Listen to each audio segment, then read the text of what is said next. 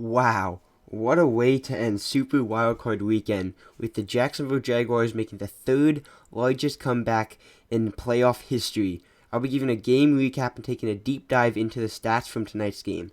So the game started out with a Chargers pick very early in the game, and then the Chargers struck early with a touchdown from Austin Ekeler, making it 7-0. And then the very next drive for the Jags, Asante Samuel gets a pick on 4th and 7. And there's going to be a lot more of that. And then we got Gerald Everett making a big catch, which led to a 22-yard field goal for the Chargers, making it 10-0 Chargers. And then, guess what? Next drive, Asante Samuel gets pick number 2 on the day with about 2 minutes left in the first quarter. And then the Chargers punch in another one with Austin Ekeler to make it 17-0 Chargers.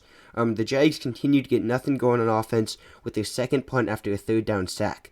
Chargers followed that with an 11-play drive capped off by a Gerald Everett touchdown, making it 24-0 early. Then another pick from guess who? Asante Samuel, giving him the hat trick on the day, giving the Chargers the ball back up 24. And then the Chargers were forced to punt, but the Jaguars muffed the punt. The ball bounces off one of the Jaguars players' helmets. The Chargers recover at the 6, but they have to settle for a chip shot field goal from Dicker to go up 27-0. The Jags strike right back with a touchdown to Evan Ingram right before the half ends, making it 27-7 Chargers. So after a 5-turnover first half for the Jags, they found themselves down 27-7 at the half, with the Chargers receiving the second half kickoff. After the Chargers punt on their opening possession, the Jags marched down the field, capping off their drive with a 6-yard touchdown to Marvin Jones Jr., making it 27-14 Chargers, making the game obtainable again. And then Dicker the kicker drains a 50-yard field goal to extend the Chargers' lead to 30-14. Zay Jones on the following drive gets a deep touchdown from about 40-50 yards. But the Jags go for 2, but fail to convert it, making the game 30-20 Chargers. Entering the fourth quarter, the Chargers had a 30-20 lead over the Jags, and the fourth quarter started with a huge personal foul on Trayvon Walker on what would have been a 3rd and long, but instead it gave the Chargers a automatic first down, which then let them set up for a 40-yard field goal, but it goes wide left, and it keeps the Jags in the game with about 5 minutes to go.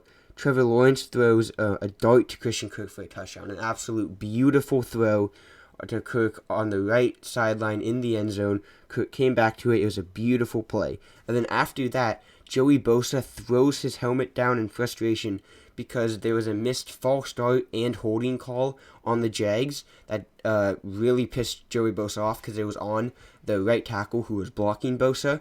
So he throws his helmet down. He gets a personal foul for it. So the Jags are like, screw it. We're going to take this 2-point conversion from the 1-yard line. And they just say, Trev, do your thing. He takes the snap, jumps over the pile, sticks that ball over the goal line, converts the 2-point conversion, making it 30-28 Chargers. And then guess what? The Jags defense comes up huge, force the Chargers to go 3 and out, and the Chargers punt the ball back to the Jags with 3:09 left to go, and the ball was down at the 21-yard line.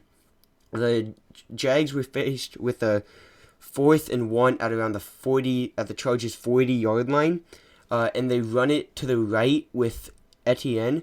He gets the edge and just breaks off a run and goes all the way down to inside the 25-yard line, where then they run one more play, lose a couple yards, and then decide, okay, we're doing it.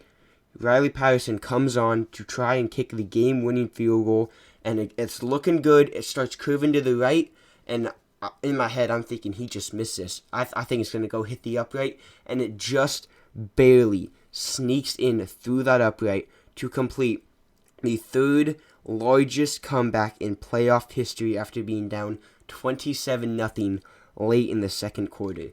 So now we're going to go through some of these stats from today's game. We'll start out with the Chargers. We got Justin Herbert. He had a solid playoff debut, going 25 for 43, 273 yards, and a touchdown.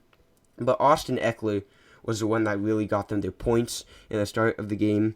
He only got 13 carries for 35 yards, but he punched 2 of those in for 6. And then Gerald Everett had a monster day. 6 for 109 and a touchdown, and Allen was solid, 6 for 61. Other than that, there wasn't great production from anyone on the Chargers offense. But we got, on the defense, we got a pick from Tranquil, 5 tackles from as well. Drew and James was all over the place. And then we got the 3 picks from Asante Samuel. And then Dicker, the kicker, went 3 for 4, 75 yards, or 75% kicking, and got them 12 points. But now we're going to take a look at the Jags. And Trevor Lawrence started out horrible. In the first half, he threw 4 picks. But then second half, he was lights out. He ended the day 28 for 47, 288, 4 touchdowns, 4 picks. That's a wild stat line for Trevor Lawrence. Like, that's crazy. Etienne was amazing. 20 carries for 109. He did not get in the end zone, though. And then we had Evan Ingram, Christian Kirk, Zay Jones, Marvin Jones, doing what they've been doing all season long. Ingram 7 for 93 and a touchdown. Kirk 8 for 78 and a touchdown. Zay Jones 8 for 74 and a touchdown. Marvin Jones 3 for 29 and a touchdown. What a day for this, what a half actually for this Jags offense. They had nothing going for them in the first half except for the final 2 minutes of the half. And then they end up throwing up this stat line.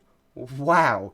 I mean, this team is fun and exciting, up and coming, rising, young, looking great. And then if you take a look at their defense, they were also amazing. We got a sack. We got another sack. Guess what? We got another sack.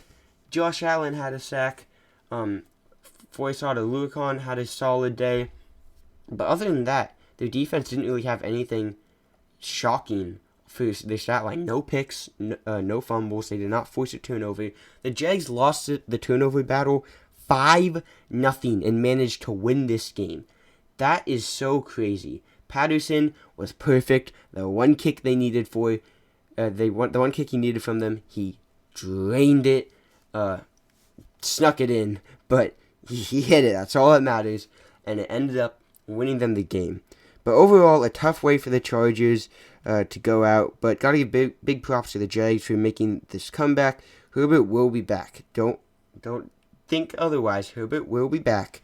But this is a tough game to be his first playoff experience. As for the Jags, they might have the brightest future in the NFL. Lawrence, Etienne, Walker, Allen, and the new coach, Doug Peterson, have all been great this year. And the future is looking really, really bright for Jacksonville. I can't wait to watch them continue to do great things like this over the next years. But that's all I got for you today. If you did enjoy this video, make sure to like, subscribe. I'll see you guys next time. Peace out.